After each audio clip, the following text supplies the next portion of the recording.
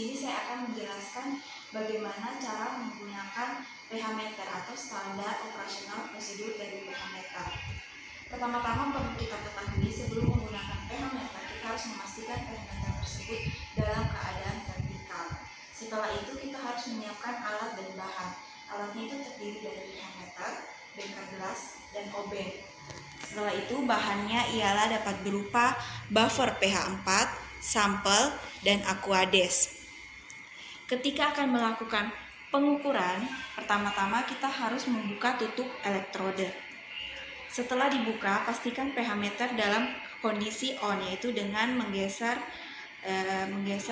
tombol pH meter ke arah kiri.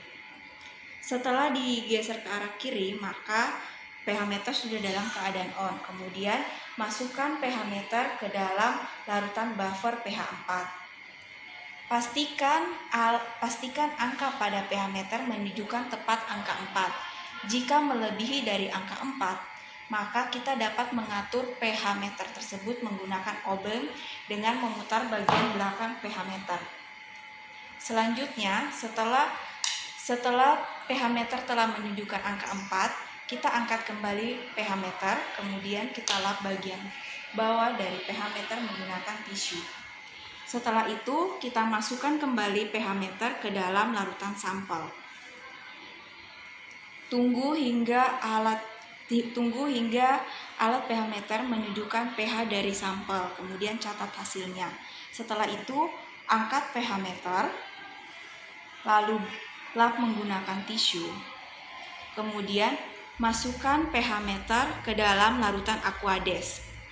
Fungsinya adalah untuk menghilangkan analit pada alat pH meter tersebut.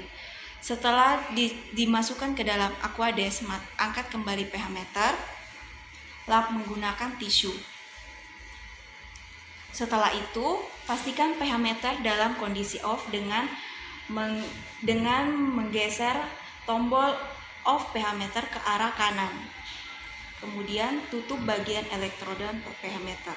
Setelah itu, simpan pH meter pada tempatnya dalam kondisi vertikal.